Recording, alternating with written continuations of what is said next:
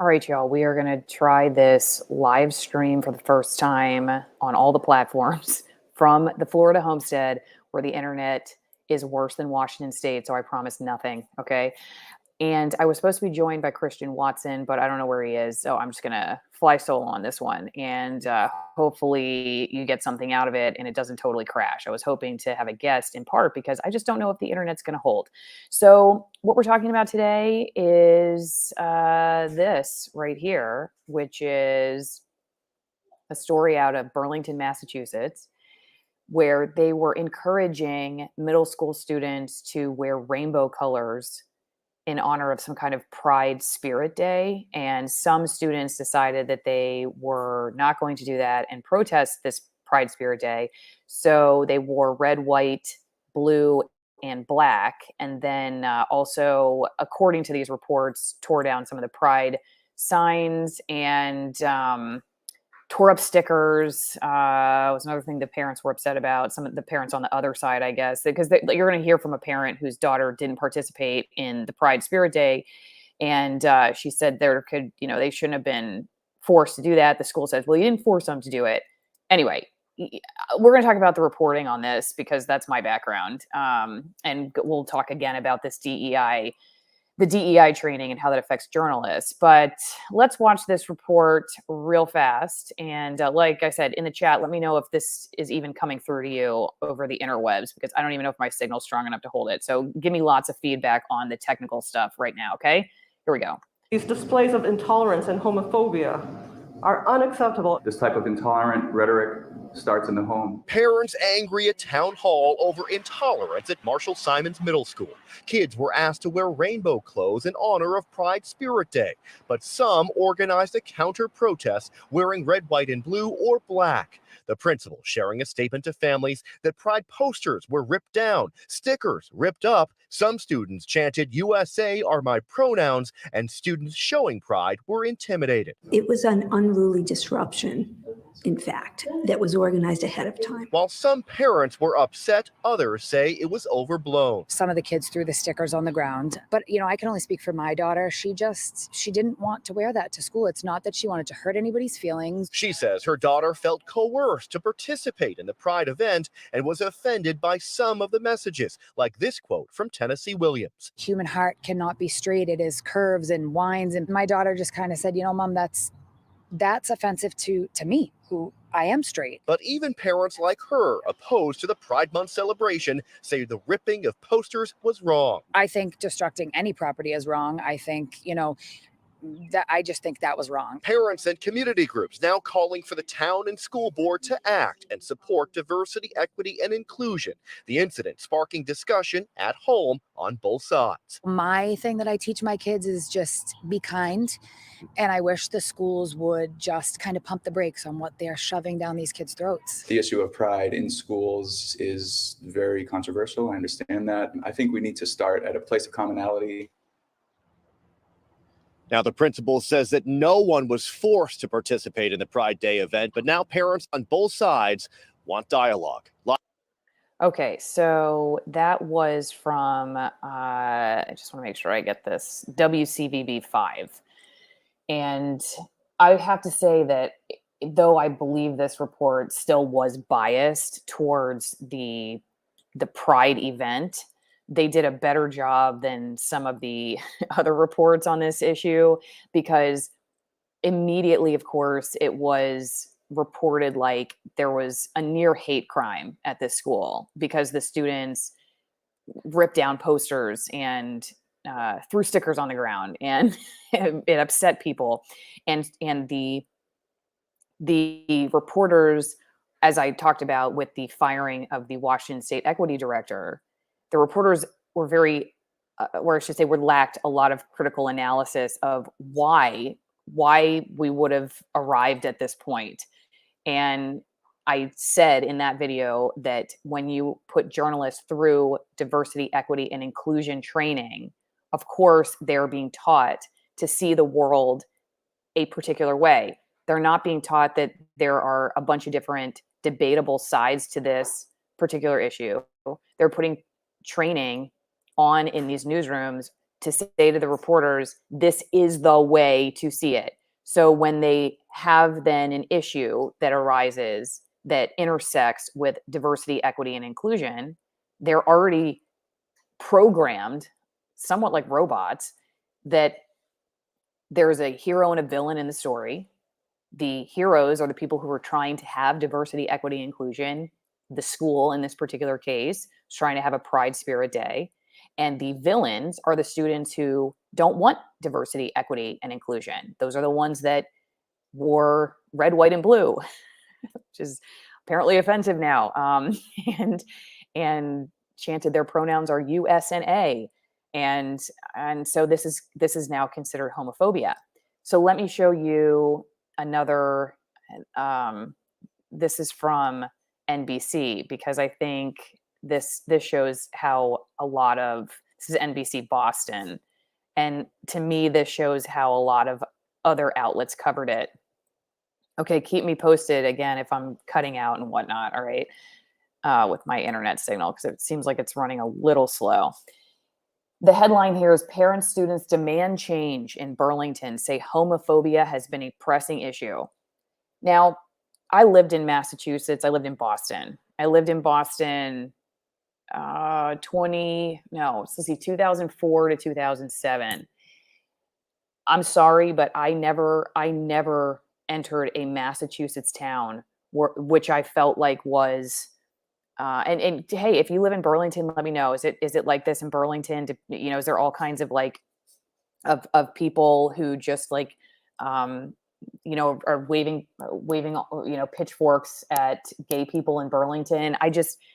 I found Massachusetts to be the total opposite. That if you did what these students did at the middle school, that you were going to be looked at as the outcast. That you had to go along with the pride narrative, and this was even 15 years ago. So I can only imagine what it is now. I found Massachusetts to be almost entirely, leaning in the direction. And this is again 15 years ago. So like I said, I'm sure it's gotten even more one-sided there. Where if you question this stuff, that was the person who had to worry about having their rights, their free speech rights or whatnot taken away, not the side on the pride side. Those people seem to be well protected to be able to speak their mind. If you live in Burlington, please let me know. Okay, so this says parents, students demand change in Burlington, say homophobia has been a pressing issue. And the reason I'm showing you this is because I think it really represents how diversity, equity, and inclusion training for journalists gets you the kind of news that this is. The subheadline is Tuesday night's Burlington School Committee meeting follows an incident on June 2nd when some students destroyed rainbow decorations during a Pride Spirit Day event at Simonds Middle School. And I'm going to pause this. I might play it for you in a second, okay? But right now you can't hear the audio because I have to cue it up. But let's just read for a second, okay? The Burlington School Committee met for the first time Tuesday night since what officials call an incident of homophobia happened at Simonds Middle School. Okay, one of the things I try to point out to people is the use of officials. And this is something we did in the news business, a very lazy way of just saying like anyone in an official position is saying this.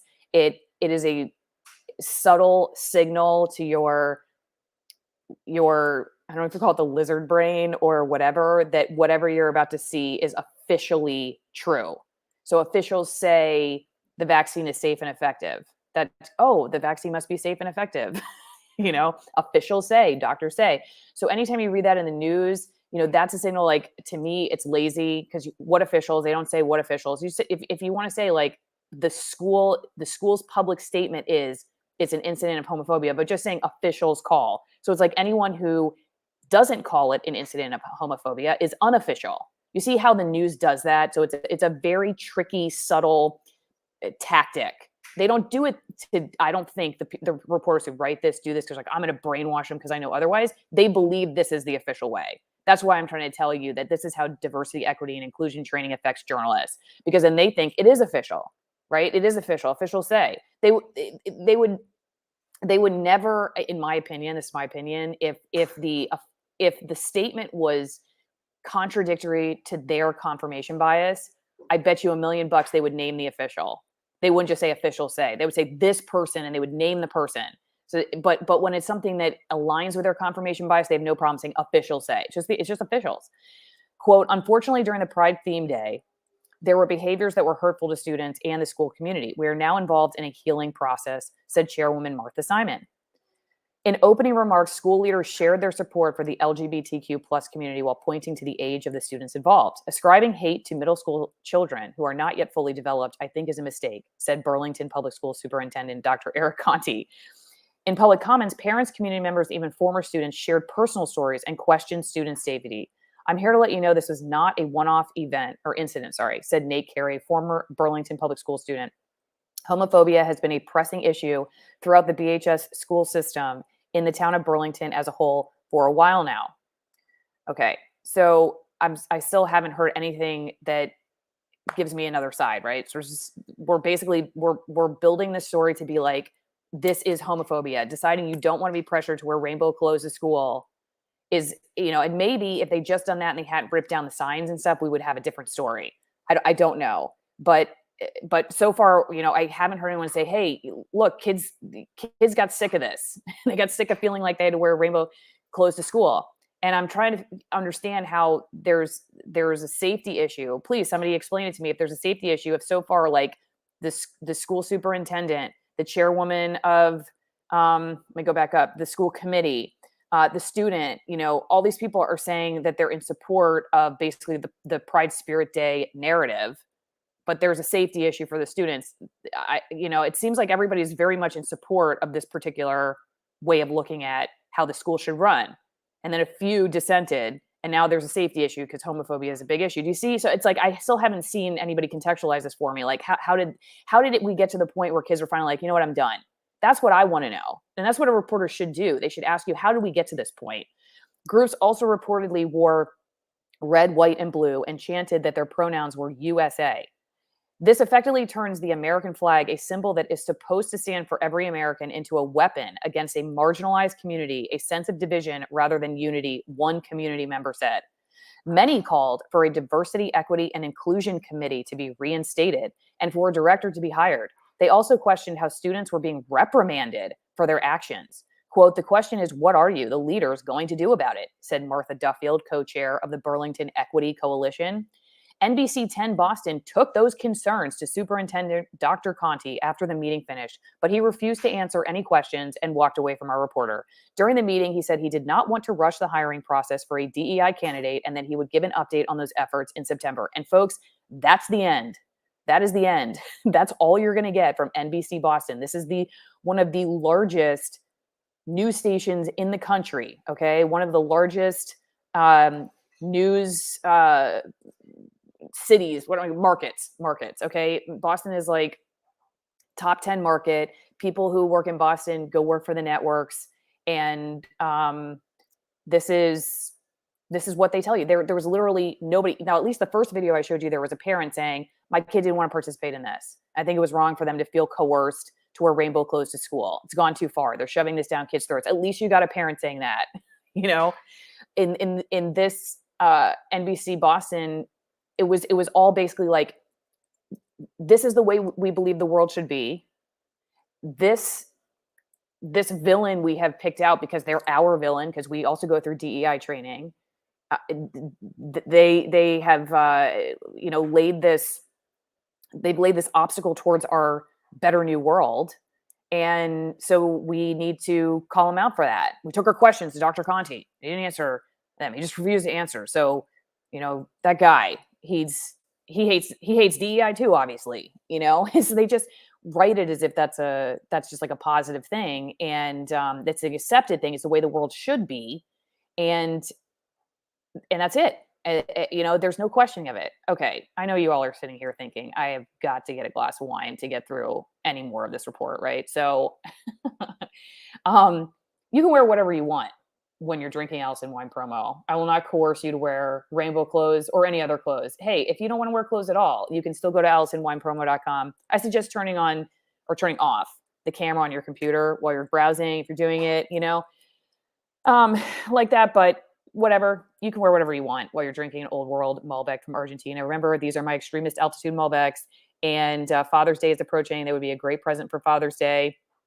Get him something that says, I know it felt extreme raising me as a kid. I know you feel like you need a lot of wine to get over what I put you through. So in honor of that, I'm going to get you some amazing wine that also supports Allison and helps her get better internet, because we see fiber is coming close to our house. We're going to try to get on the fiber internet chain. So help us get fiber internet so I don't have to I don't have to bug out during my live streams anymore, and go to AllisonWinePromo.com. 50% off the wine itself, 50% off shipping. The one in the middle comes from the oldest vineyard in Argentina, over 200 years old. The one on the right, natural fermentation, no filtration. And the one on the left is literally one of my favorite Malbecs ever. Well, and favorite wines. Okay, you can also get some coffee, twinenginecoffee.com/Allison. We got light roast, we got dark roast, we got medium roast. And remember, they're all USDA certified organic. So you can't go wrong there, except for we don't trust the USDA, but whatever. I drink the one on the left there, the red bottom there. That's the espresso. I drink that almost every morning. I do a raw milk latte with it. It's very good. Add a little bit of vanilla extract and some raw cocoa powder. Highly recommend. So go to twinenginecoffee.com/Allison. All right. So let's go back to this. This was the first thing I showed you. This was the video. All right. Because I just want to bring up one other point here, which, like I said, I thought this was one of the better reports that I saw on the issue. Now, I still believe they didn't ask the question that I think should have been asked, which is, when the mom says they're shoving this stuff down kids' throats, I wanted some more exploration of that. Like and maybe that comes in another report. You want more? Okay, how about I give you this? I got a producer here with us, so hang on one second. This is juice. You don't want it? Okay, well, can you let me finish my live stream real fast. Okay, I know you do. She wants kefir, which is great. Fermented goat's milk. Yogurt milk. I know. Can I finish my live stream? I want some milk. Okay. All right, hang on, everybody. I'll be right back. I'm going to get some yogurt milk. Just somebody sing a song for everyone, all right? I will literally be right back. Okay, come here.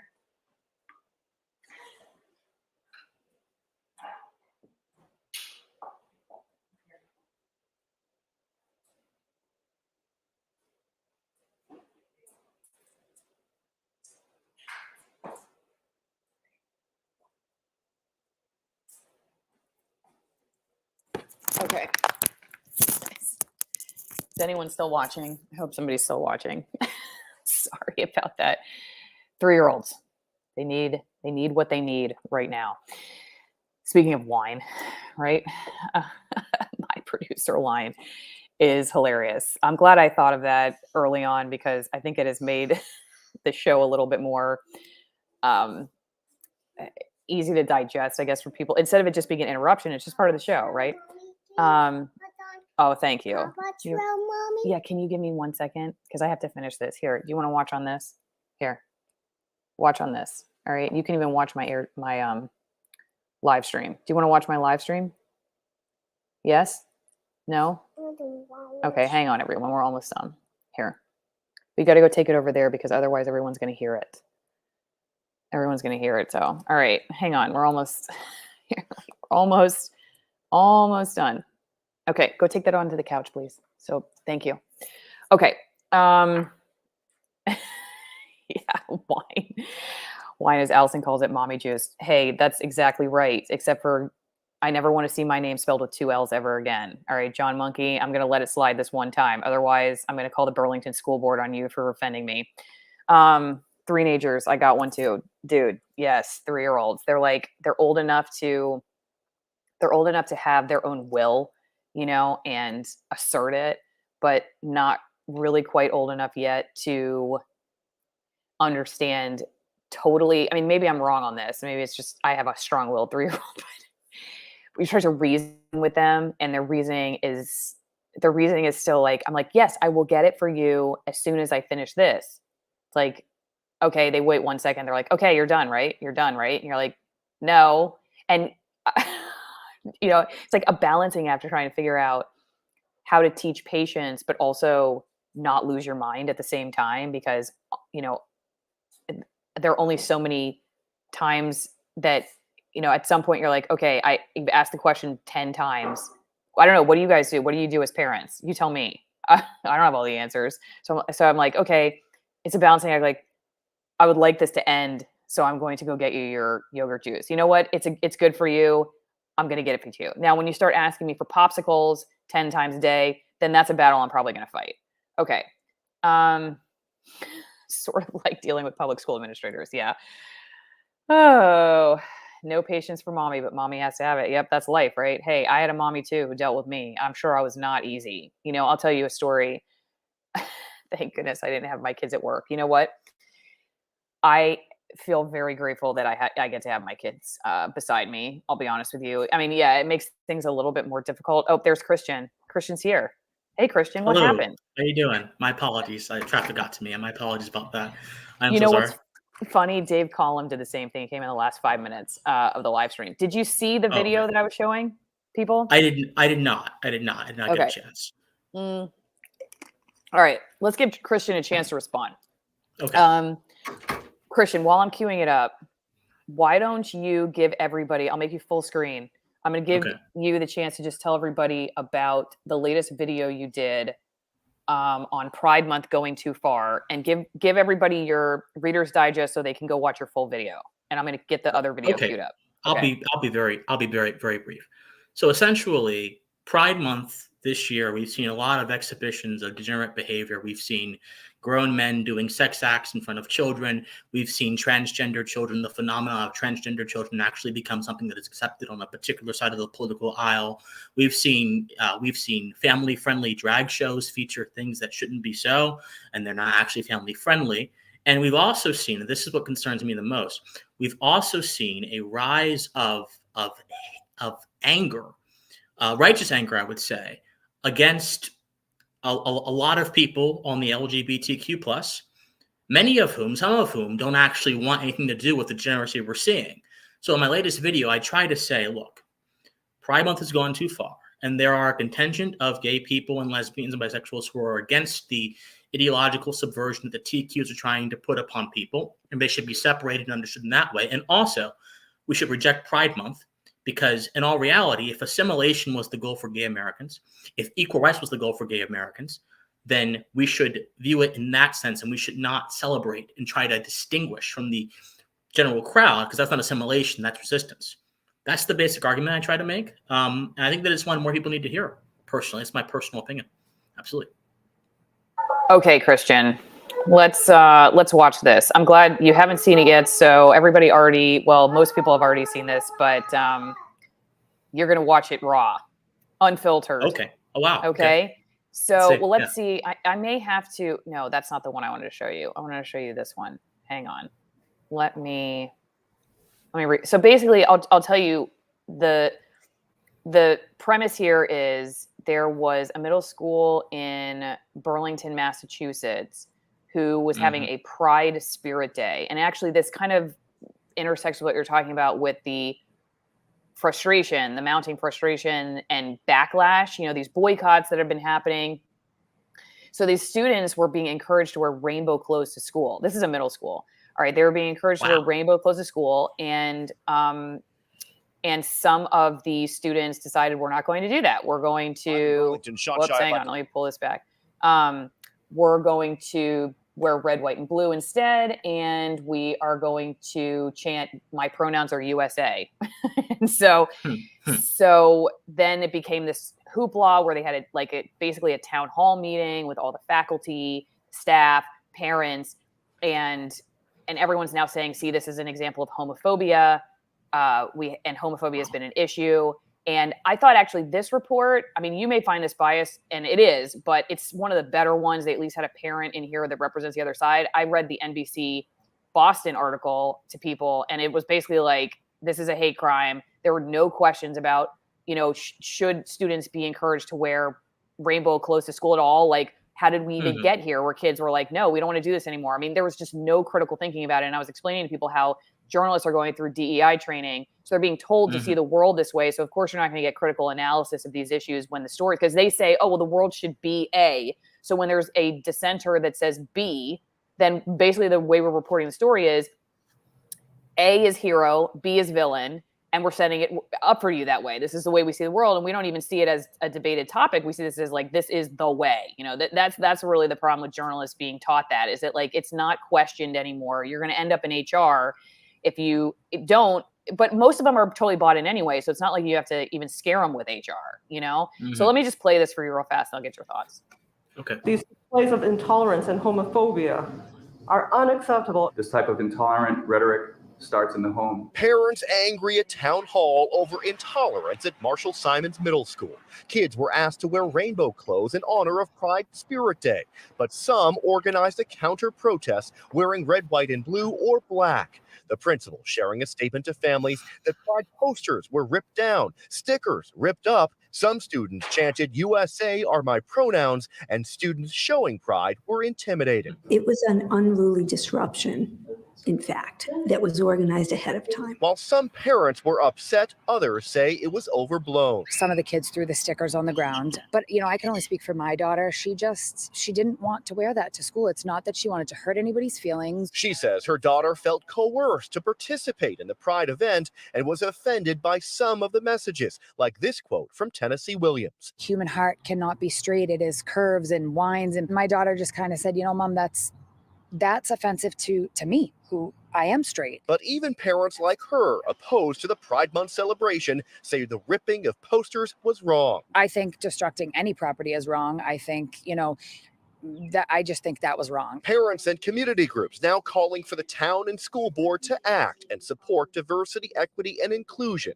The incident sparking discussion at home on both sides. My thing that I teach my kids is just be kind.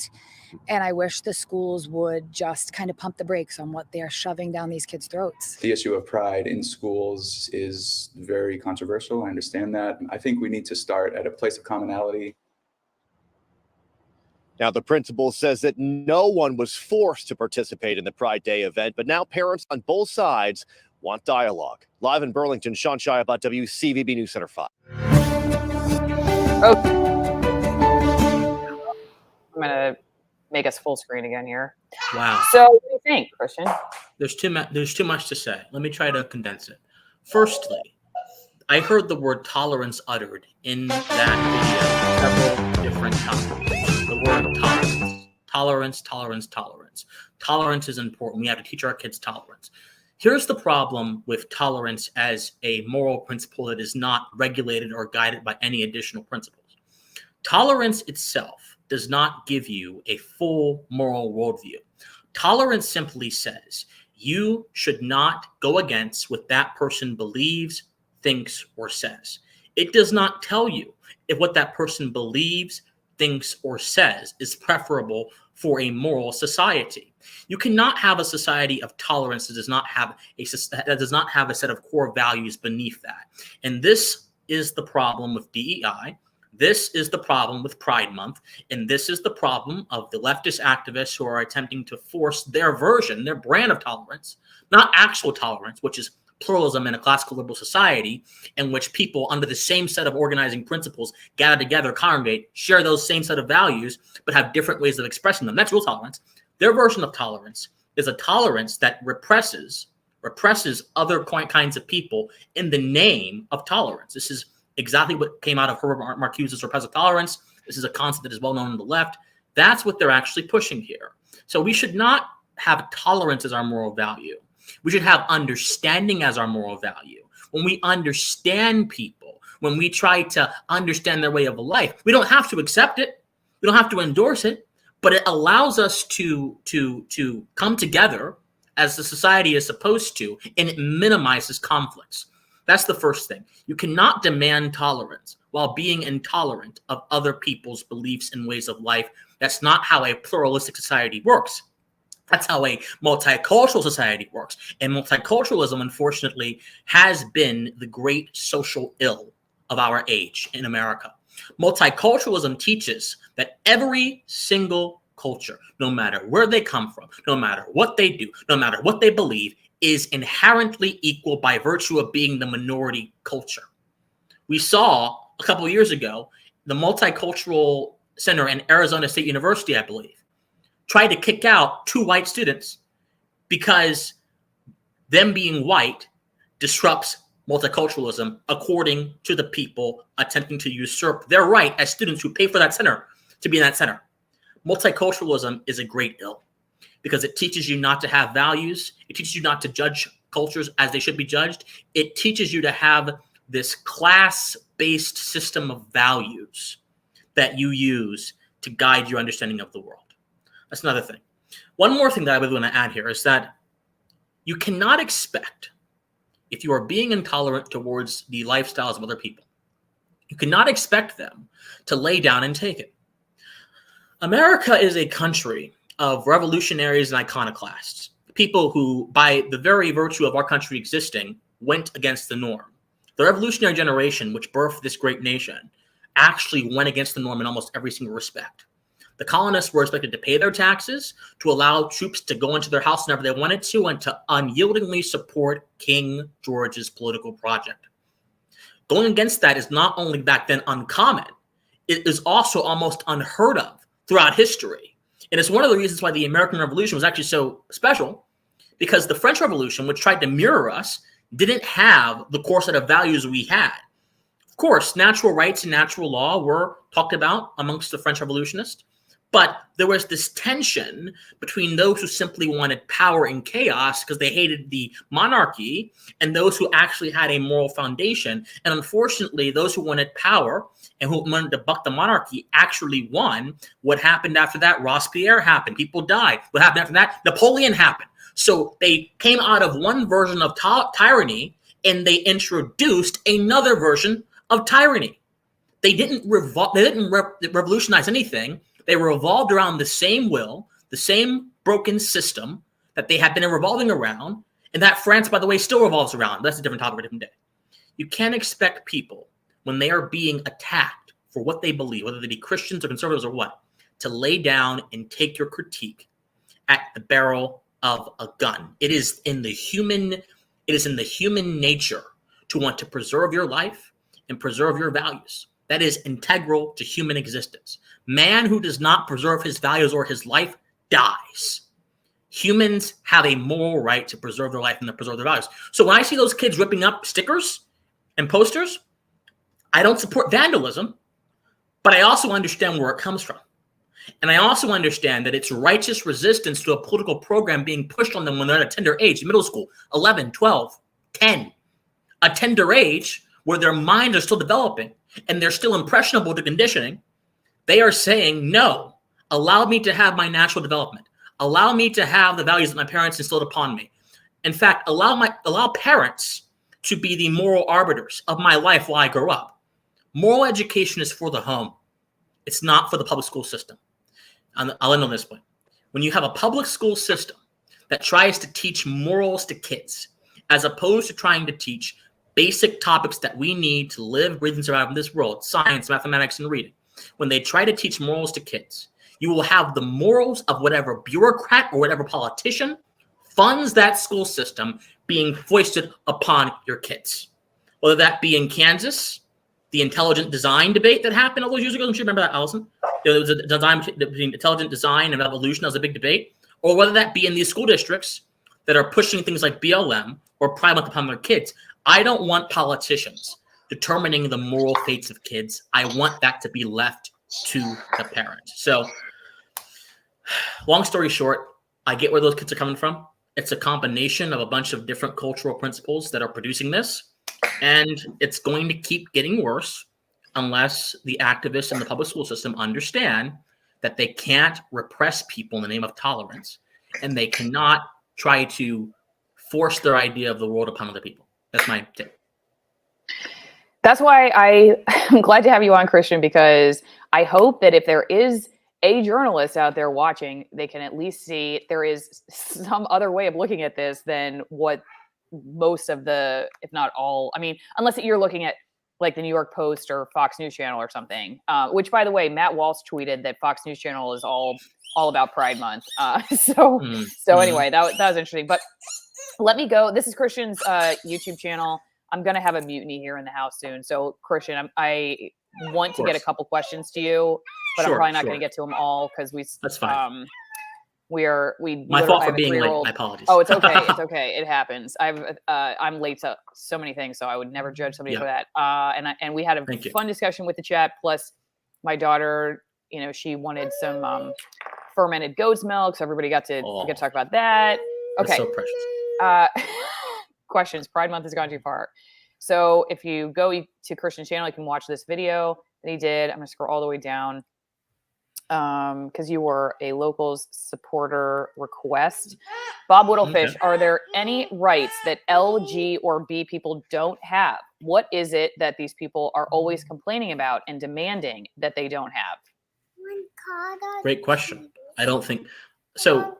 You have to understand when we talk about rights in this country and in the West in general, we have to be incredibly precise about what we are trying to say. So most people who use the word rights don't actually know what they mean. So I'll give you guys a very short breakdown because to understand rights, you have to understand a little bit of history, a little bit of language, a little bit of philosophy. Rights are qualities that belong to you as a human being that enable you to live a moral life. I'll say it again. Rights are qualities, so they're parts of you that belong to you by virtue of you being a human being that enable you to live a moral life. So what's the implication of this idea? Very simple. Rights almost always are going to involve a restraint on your action. Because how does man live a moral life? He lives a moral life or he doesn't, vis-a-vis his action. Then second, rights, the second part of this, rights also are going to inform your behavior towards other people. No man is an island. Rights exist in a social context, so they also inform his behavior towards other people. Rights are not privileges. What we have seen in the post-1930s America that is influenced by the excesses of the Progressive Era and the New Deal, the Great Society, is that the idea of rights have been taken from its natural law context, which informed the Enlightenment and also informed the shaping of America, and they have been transposed and translated into privileges. So healthcare, for example, is deemed as important. Therefore, it is called a right, even though it is not a right, because you don't come out of the womb with the right to have health care. You come out of the womb with the right to preserve your life, but that doesn't mean you have a right to someone else's services to do so. For example, housing is seen to be a right in some circles, but you don't come out of the womb with some stacks of wood and some hammers. You don't come out of the womb with the right to have a house. Not at all. These things are important for life, but they are not your rights. And so long as we refuse to make this basic distinction, the word rights will continue to be used as a moral bludgeon that evokes passion in people and moves them towards certain kinds of behavior, not on the basis of logic and sound reasoning and philosophy, but on the basis of how they feel. So there are no rights that gay folks are lacking right now compared to everyone else. There are no rights. In America, at least, you have the right, you have the ability to get married in all 50 states. There is that is a right that is available to every gay person. In America, at least, that means all of the legal benefits that come with marriage are also integral to you as well. Now, having said that, do I think that government legalized marriage is a right? I think that marriage is a social institution. Marriage is fundamentally a sacred bond between two people. In my opinion, the government getting involved in that sacred bond and adding all these legal benefits and riders has corrupted the institution more so than any alternate vision of the institution has. A lot of folks will complain that gay marriage disrupts marriage. No, that doesn't. What disrupts marriage is the government getting in and making marriage an issue for the law as opposed to an issue for the society and the church and the community, which is where marriage properly belongs. When you have an issue of contract between two individuals, that's not necessarily a matter of government diktat. So, in my opinion, the whole gay marriage debate is a result of an illegitimate government intervention into an area of private life that does not have anything to do with public interest. That's my personal opinion. Okay, Christian, can you hear me okay? Yes. Yep. All right. I had to take my headphones off because I have an 8-month-old on me as well. Who would yank them out. So, okay, here's AlisonMower.locals.com. Shout out to my editorial board, $5 a month to go one-on-one with the most censored people on the internet. Christian's also on Locals, right, Christian? Say hi, Mom. Yes, I am. Absolutely. ChristianLost.locals.com. Yep. Say hi, Mom. Okay, go ahead and say hi. Hi. Hi, how you doing? Hi, how you doing? Okay, so there was the comment about Starbucks is the latest, though Starbucks is denying. What do you think is really going on with Starbucks? Allegedly, the employees, some employees have been going to the internet, on their social media saying that the Pride stuff has been taken down for fear of boycott. Starbucks is saying, no, we're very pro. I do not, I don't know. I guess my gut tells me that Starbucks is not really taking a stand on this one, that they have been, and I feel like are very pro Pride. I don't know what's going on. Yeah, of course. Starbucks is a West Coast-based leftist company. Well, let's not get anything twisted there. It's very obvious where their allegiances lie. Having said that, no company, whether they're leftist or whether they're right-wing, can deny the basic laws of economics that properly order their internal operations. And this is what goes on, because the laws of economics do not exist in a vacuum.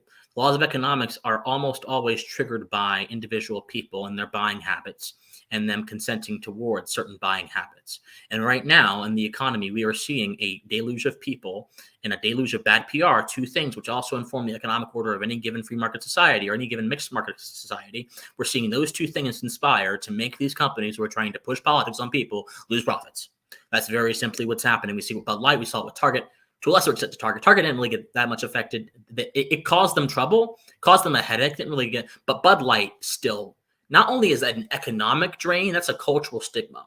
And cultural stigmas are more powerful than anyone just boycotting. Anyone can boycott anything, but if you make it unfashionable to buy something, you have effectively rendered that product inert, useless in that society. And the problem is, Bud Light goes down, but another Anheuser-Busch product goes up. So in all reality, Anheuser-Busch ain't losing money that much. But even mega corporations like that are motivated by the profit motive.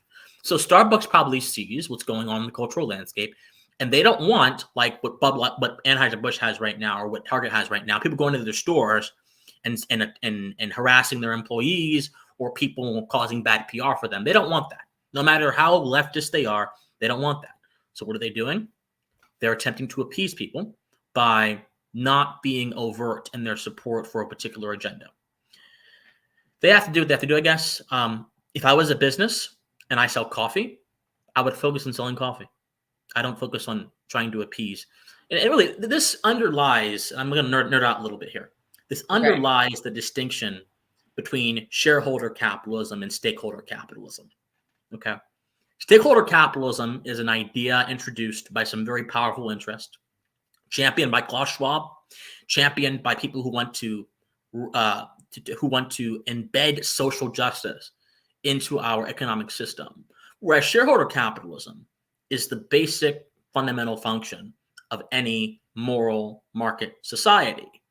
I say moral market because people oftentimes think that markets are separate from morals. They're not. The free market is actually the fulfillment of moral behavior.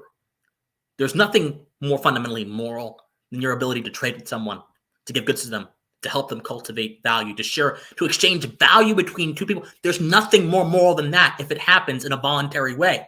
Nothing more moral than that. That is what makes the society and the world go round. Sharing labor, sharing resources, sharing skills. But when you get into stakeholder capitalism, it's no longer about sharing. It's about accumulating. It's about conflict that takes place after that accumulation. It's no longer about this union of two people that are sharing ideas and skills. It's about who's the most oppressed, and by the standard of equity, who deserves the most. Stakeholder capitalism is what has pushed so many of these different people, so many of these different corporations to endorse social agendas at the detriment of their fiduciary responsibility to their consumers and their product. We've got to stop it. We've got to stop it, in my opinion. And we stop it by making it culturally unfashionable to go against the will of your shareholders.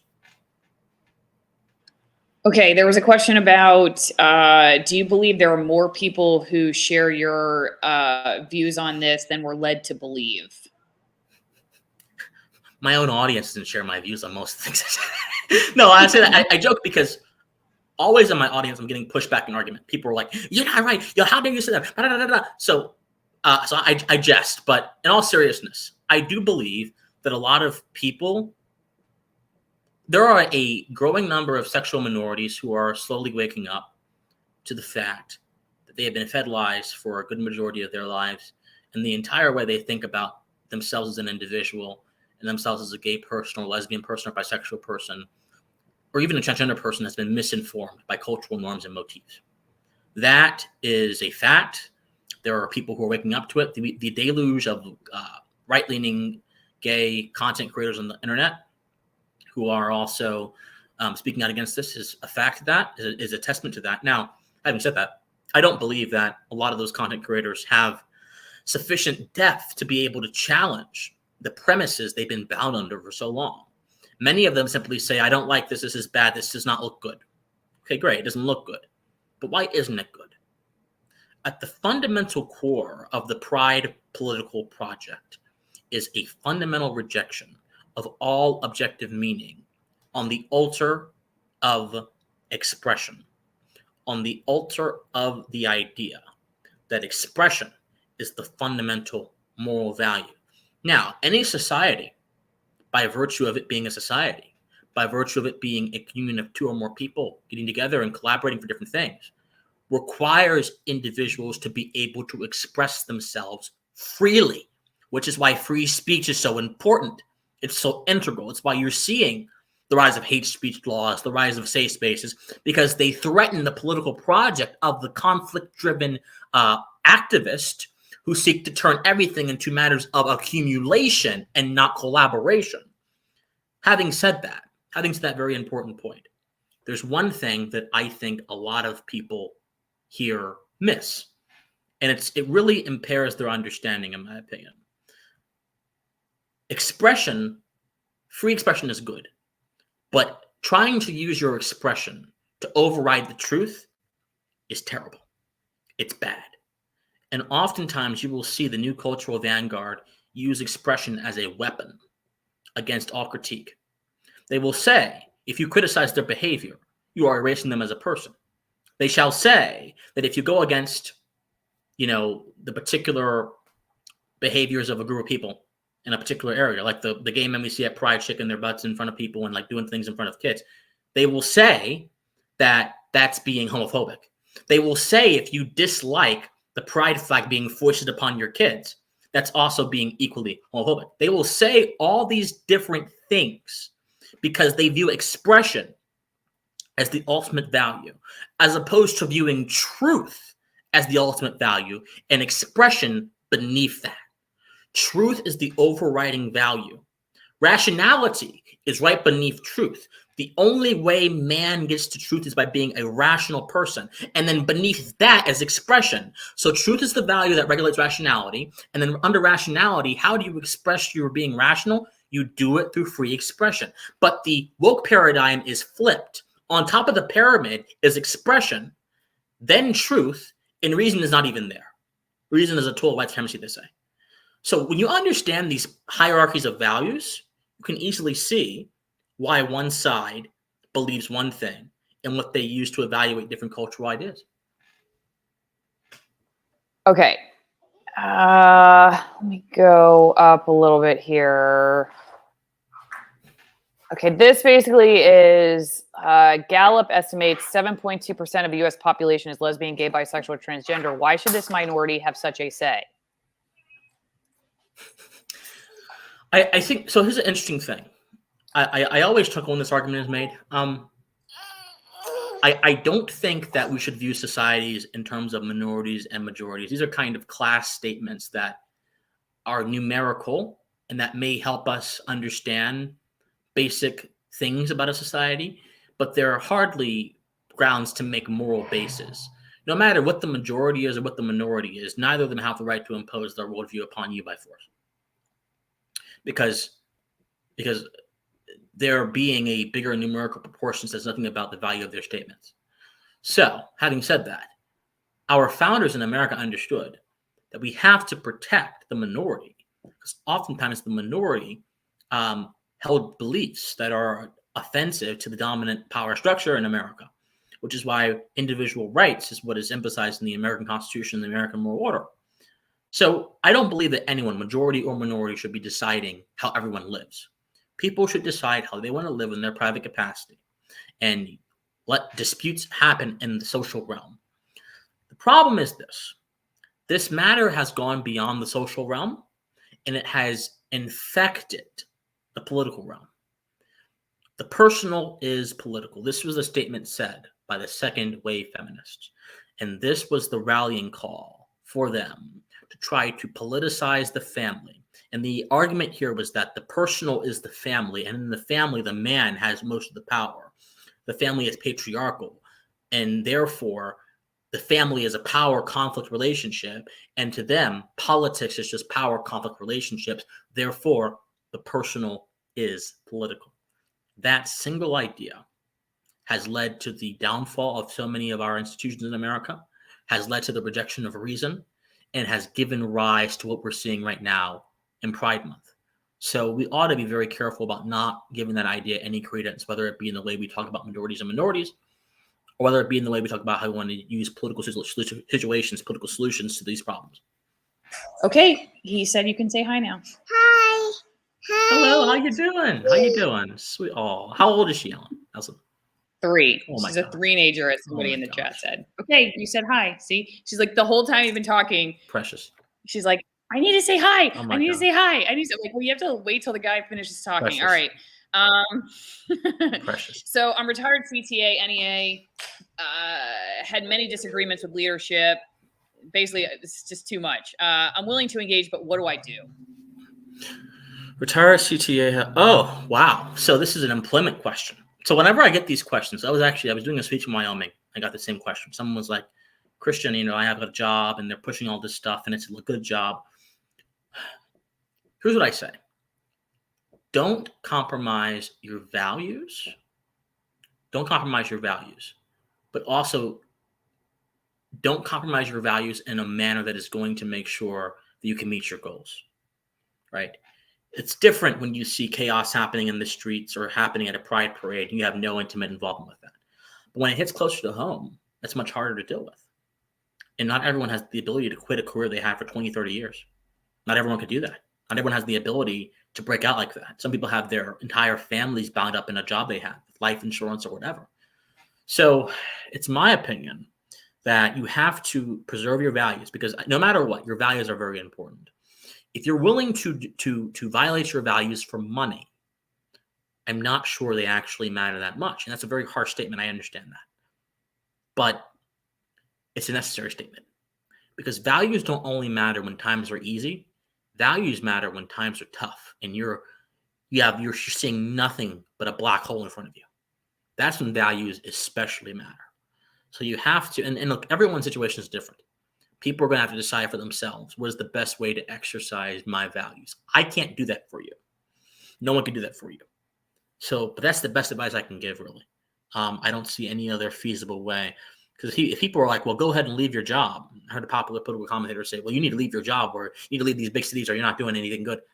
No, I don't believe in proselytizing to people about their own situation when I'm not experiencing that situation.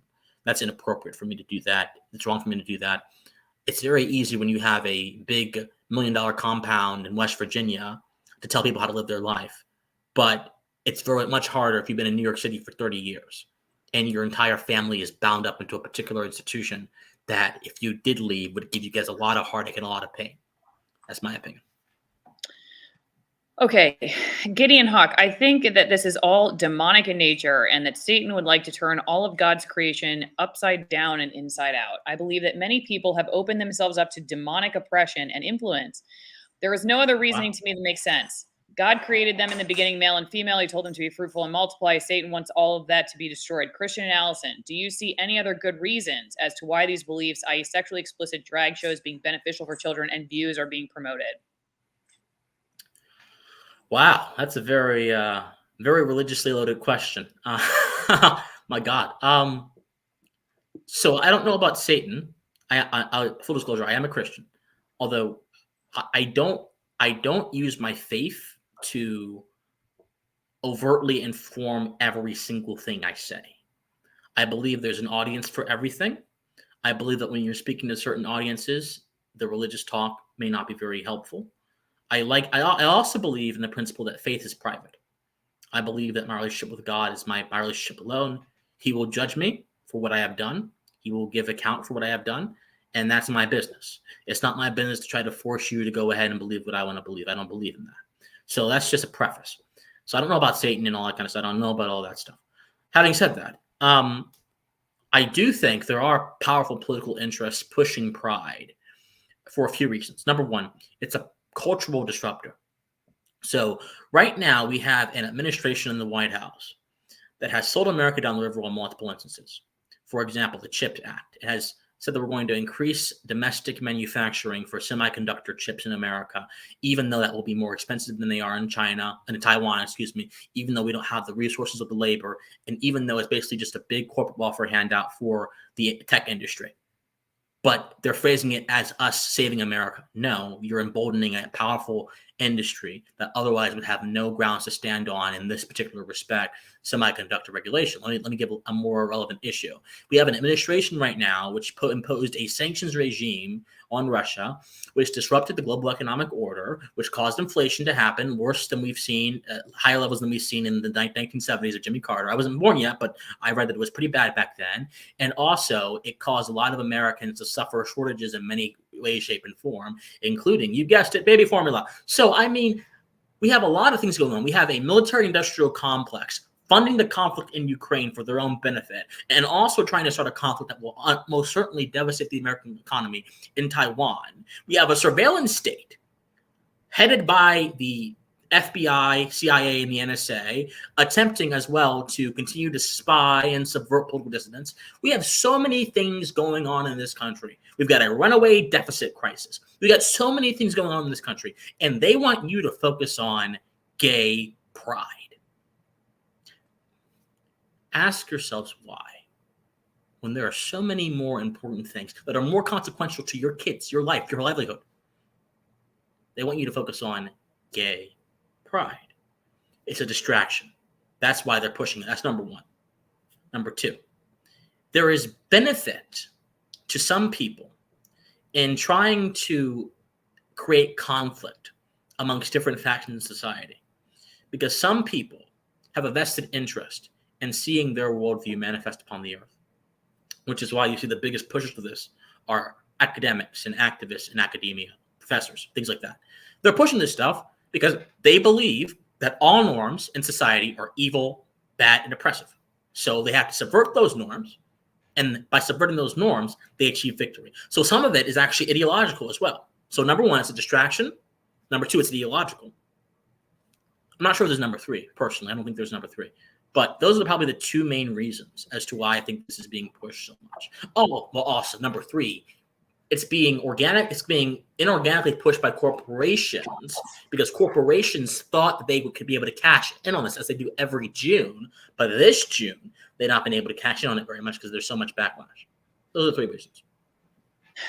It's interesting to me, like, all of a sudden, I don't know where because I guess as a history major, I kind of wonder to myself, like, why now? And that's not a question that I asked enough when I was in the news business. I think I kind of like accepted that just A plus B equals C, it just is this way right now because it is. I wasn't looking behind the curtain enough to ask, like, okay, but why now? Like, because I have this friend who's definitely like a really bug out prepper type, but she gives me the most conspiratorial option for the way to see the world, right? So I'm like, I appreciate having that, and then also having friends who are just like, la la la, I want to go to the beach and have a margarita, I could care less, and hear all the different perspectives. But she always uses the statement inserted into the narrative, like especially when it comes to people who rise to popularity. She'll be like, I'm looking at when this person was inserted into the narrative and why, because she firmly believes that there are very intentional puppeteers controlling a lot of what we are led to think and believe. And that includes the outrage and the backlash. And so even just to look at the backlash and outrage as just organically erupting at this point in time would be just as naive as seeing the pride without knowing about ESG or DEI and understanding the background between that. So I don't really know what to think of it. I will say, though, as to the question, this is something I ask a lot of my guests, and I ask myself all the time, because I truly, not because I wanted to arrive at this conclusion, but because I frankly have no other way to explain it. I have said this, especially like when I was kind of understanding how people were looking at the COVID mandates and being able to talk about and question COVID, the COVID shot or the COVID mandates or whatever it was. I had no other way to explain it other than just some people I really believe were able to see it and other people are not. And the only reason I came down to was that this is like a spiritual thing. I just don't, it's not reason, I guess because I have interviewed so many people and I see how the facts are reported. It's like some people have the ability to see the information and other people just can't. And it doesn't matter how many, how well your reasoning is or how many facts I'm sure you've been in that situation, Christian. It's like, it's not even worth arguing because the person is just what's the point? So I there's the verse in Ephesians, this battle is not against the flesh and blood, but against the rulers of this present darkness. Yeah. Not to like get all like if people are like, oh, I'm not religious. I understand what you're saying. Depending on the audience, one or another particular argument may work. And I get that. On the other hand, I do think one of the conclusions I have come to, and also as a Christian, is if we saw more the battle spiritually and not just looking at opposition as the actual, like as the person or as the corporation, but we saw that next level, I think at least what I would hope it would do was that you would have less retribution and anger, which then ends up getting used to fuel the lockdown of speech, the lockdown of our rights. Because look at all these extremists, look at these, it just gets used by the powers that be to prove that like, see, these people are crazy. And I think if we were able to understand more the spiritual aspect of all this is my belief, that we would be fighting the level at the level that it needs to be fought, not just against like the flesh and blood, as Ephesians says, where we may be channeling our, getting angry and channeling our outrage in some cases at the low level issue, and not really where, not really understanding the true human condition or the spiritual condition that's driving it all. I'm not as good of a wordsmith as you are, but that's just kind of what I'm. No. Ask me. I figured I'd put on. You have that's a very good point. No. So let me throw a bone to this perspective, because as someone who studies epistemology and who does believe that there are many different factions and ways of obtaining knowledge, I certainly believe that it's worth understanding different perspectives when it comes to any related issue. So there's the perspective that I have traditionally belonged to that says that a revolution of the mind, a revolution of a mind that activates reason and common sense and higher philosophy, not just because common sense alone won't save you. It'll help you a lot, but it has to be mediated by higher principles. Those three things coming together would perhaps allow us to push back against this and establish the pluralistic society that values free expression, that values rationality, that values understanding the natural world for what it is, not what we want it to be. And if you would have those three principles, a lot of the debates we have over like what is a woman would not really exist. They wouldn't be really, or maybe they would exist, but they wouldn't really last that long. They wouldn't be the calling, the cause celebrate for so many people. So that's one thing. But on the other side of that is the spiritual perspective, that some people's hearts are so twisted and so bent by the wrong type of values that it causes them to fall from their ability to use reason. And I will actually, I'll say this much. I don't think, Immanuel Kant said that nothing is higher than reason. I disagree. There are things in this world we cannot comprehend. There are things in this world we cannot comprehend. There are things that are that's happening in our culture that are not easily deducible to logical mathematical equations. And the human being is not just a being of flesh, blood. What did Yoda say? Yoda said, luminous beings are we, not this crude matter. That means something. We are also spiritual beings. Man is a spiritual animal. No other creature, none of our animal cousins or ancestors on this earth are as dynamic and have as much potential as we do. We could have been like any other of our animal ancestors or cousins. We are different. And that difference in our ability to function and think about high-level processes caused us to create civilization And it caused us to be ingenuitive and inventive and to keep expanding the limits of our condition, or rather the limits of our living conditions. That is spiritual. That signifies a higher order process. And I would even say that the United States Constitution is perhaps the first instance of man's spiritual nature and his spiritual processing being put into political form. Because the United States Constitution was one of the first legal documents to recognize that regardless of what your ethnicity is, regardless of who your family is, regardless of where you live, regardless of what caste you were born into, your humanity liberates you from tyranny. Your humanity liberates you from undue restrictions. And your humanity demands certain kinds of respect be given towards you. Not your tradition, not your clan, not your family, your humanity. There's something special about that, Alice. And I think that a lot of it does have to do with God. It's just all about how you explain it, right? It's all about how you explain it and how you convey it to people. Well, yeah, because I mean, ultimately, wasn't it that the idea that our rights are given by God and not by the government? The government is supposed to protect those rights. And so if you don't have a God, then the next thing that I guess that you start believing is that the government did give you those rights, that they're, I don't know. I mean, I see what you're saying, I guess. If you say it's your humanity, see, I think it's the opposite. I think it's not your humanity. It's the idea that you're a divine creation that forefathers meant to protect. That makes sense. Yeah. It's not just your biological processes and your, mammalian brain, nothing like that. Yeah. I'm having trouble expressing it because it's so awesome. And it's so like, I kind of get into a state of fervor when I kind of try to, because it's just so wonderful. It's something about how you exist as a human being that is so different from every other creature on this earth. And I think that has a lot to do with our spirits, our divinity, and God.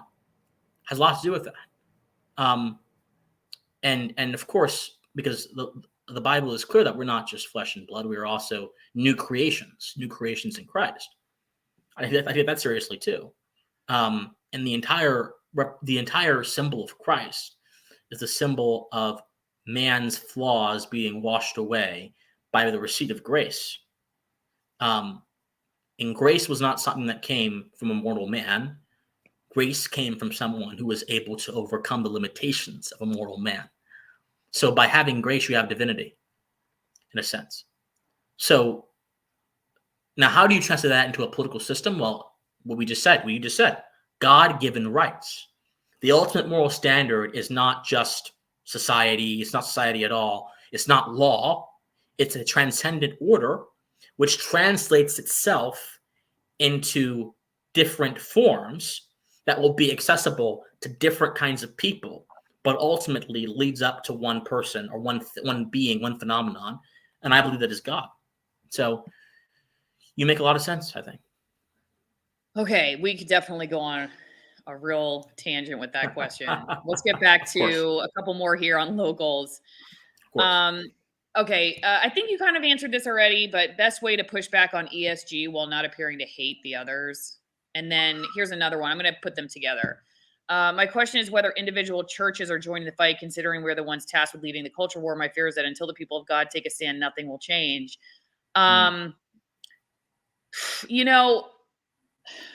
Okay, I'm going to leave this comment with you, Christian, and I'll let you take those two questions. So the church, what is the church's role? I don't know if we already kind of went down that enough, but yeah, I think so. Yeah. And then ESG, but ESG. I don't know if people will understand. Like when I went to seminary at Boston University, and there are very many people who I would say don't really believe that there's actually a God, who are pastoring churches. So because they have been able to, they pass their ordination exams by basically saying yes to everything because it's all a symbol of something. So I don't know. I don't know if I really see the church as where I don't put my hope in the church, at this point to be leading this culture, the culture where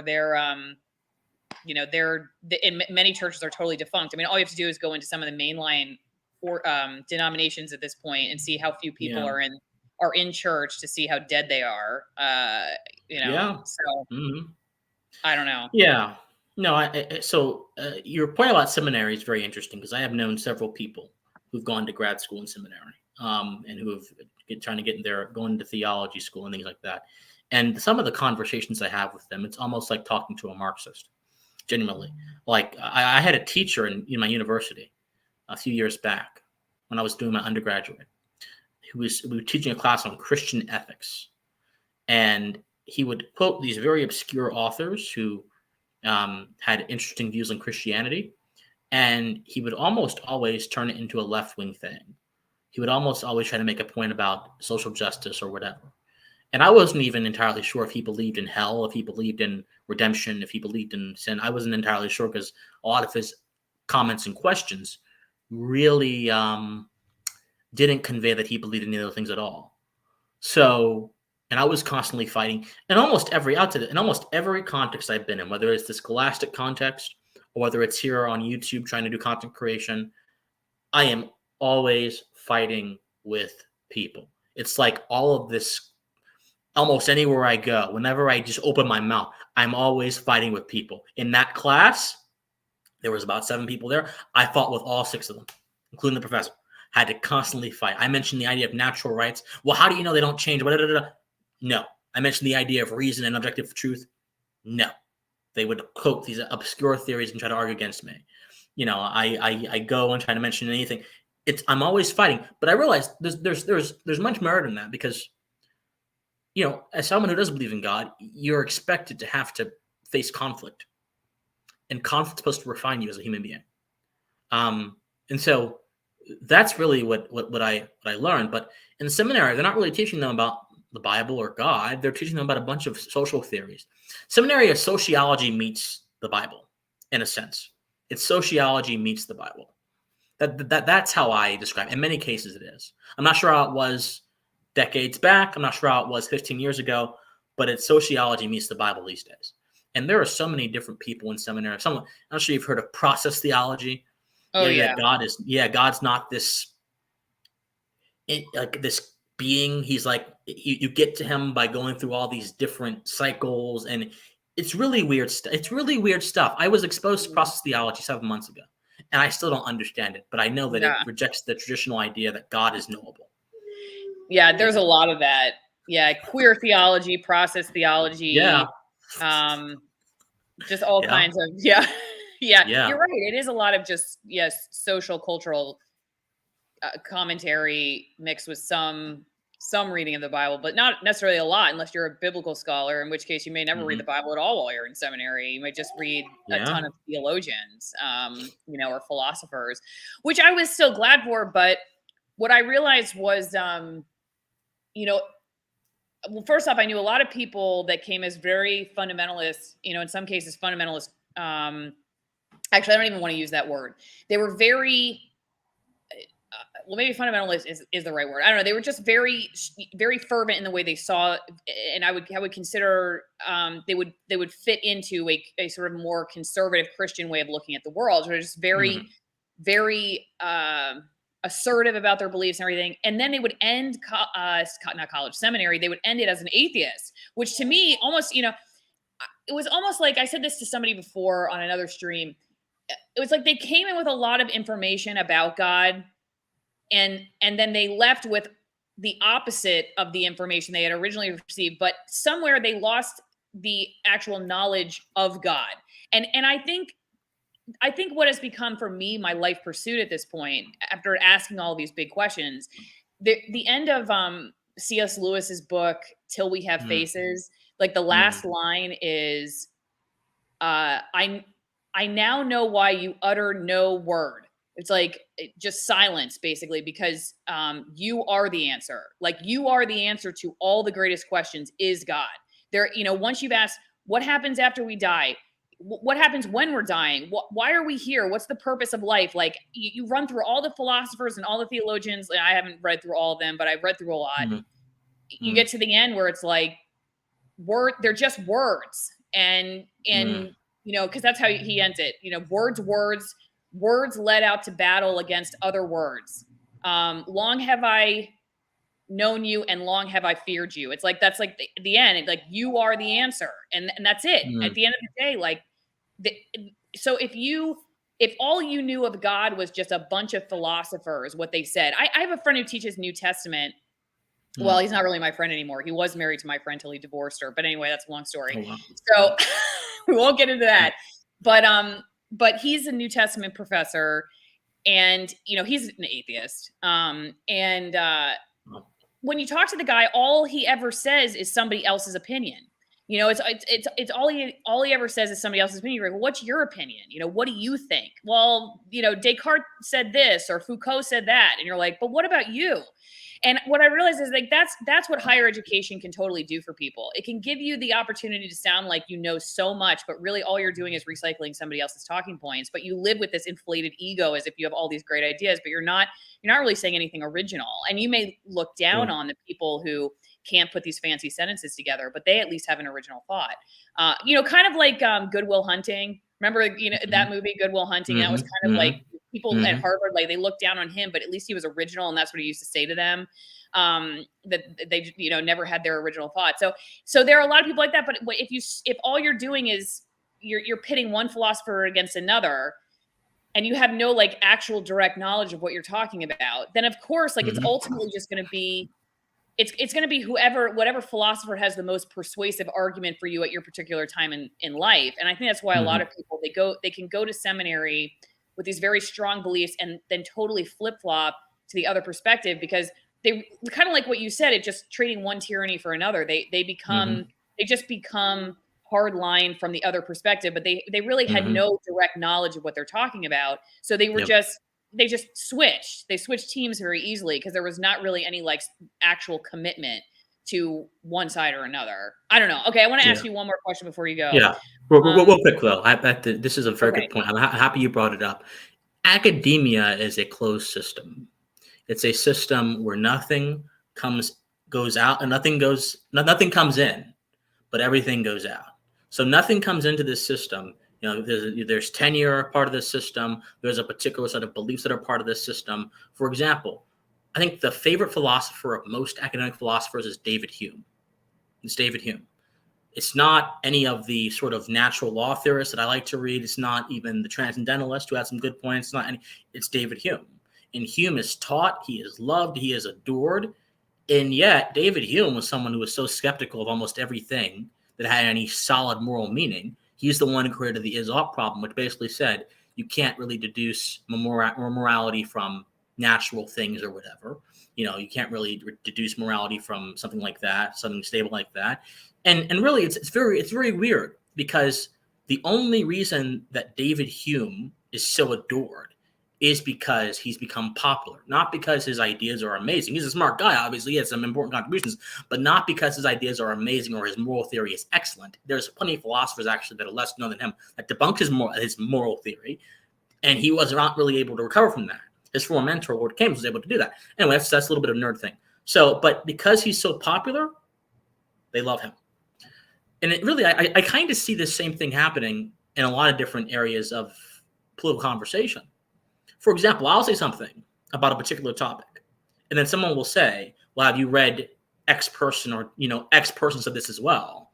And I'm like, great for X person. Now, I won't call anyone out, but I'm like, great for that person. Great for that person who's very smart, has a sub down pat. Great for them. But Christian Watson is speaking now.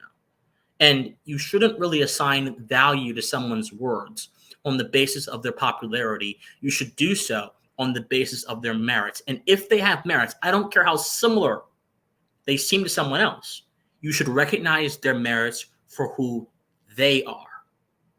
Now, the unfortunate thing is, many of us as human beings are driven by appearances, not substance. And so if I say something, it may not carry as much weight as if James Lindsay says something. And by the way, James is a friend. I love him. He's great. But it's just the gulf. It's the difference there. So if Descartes says something in this context, it may not carry as much significance as that professor saying something, even though that professor might actually be more correct than Descartes. It's possible.